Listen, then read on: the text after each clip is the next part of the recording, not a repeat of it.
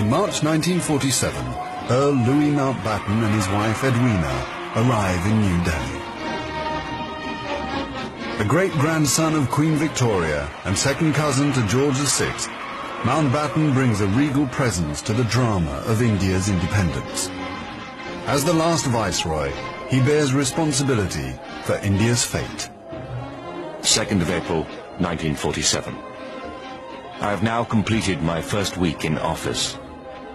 I should like to be able to paint an encouraging picture of my first impressions, but feel it would be misleading if I did so. The scene here is one of unrelieved gloom. At this early stage, I can see little common ground on which to build any agreed solution for the future of India. The only conclusion I have been able to come to is that unless I act quickly, I may well find the real beginnings of a civil war on my hands.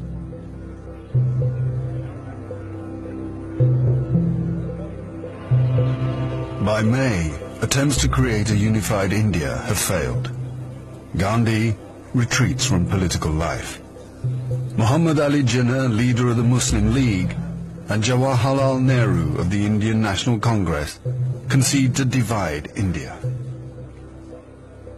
Fearing a total loss of control, Mountbatten brings forward the transfer of power to August. Two nations will be created by partition, a secular India and a new homeland for India's Muslims, Pakistan. Nehru addresses the people of India. Long years ago, we made a tryst with destiny, and now the time comes when we shall redeem our pledge. At the stroke of the midnight hour, when the world sleeps, India will awake to life and freedom.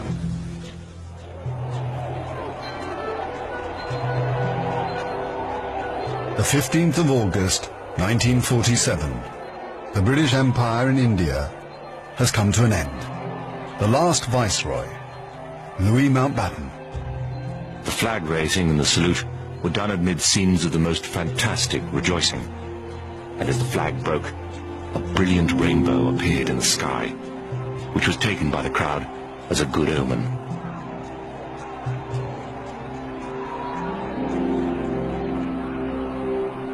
Qasim Muhammad. On the 15th of August came freedom. The freedom to burn, loot and murder.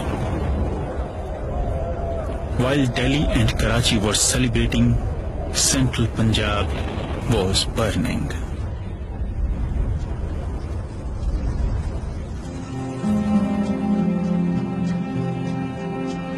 Between August 1947 and March 1948, 4.5 million Hindus and Sikhs are forced to migrate from Pakistan to India.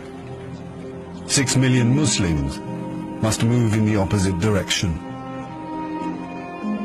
Britons and Indians witness the bloodshed.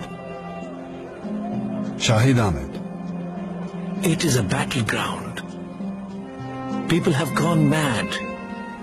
Trains to Pakistan are being looted and occupants slaughtered. We all knew that carnage was in the offing. So did Mountbatten. The British Empire, which tried to build India over centuries, can never live down this great tragedy.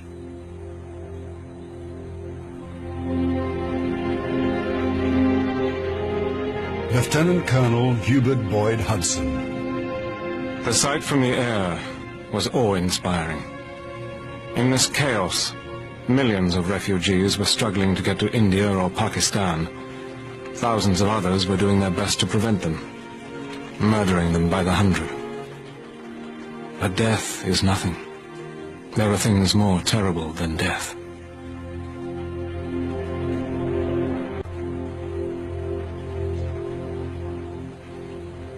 Ten million people are displaced in the partition of India. 1 million are dead.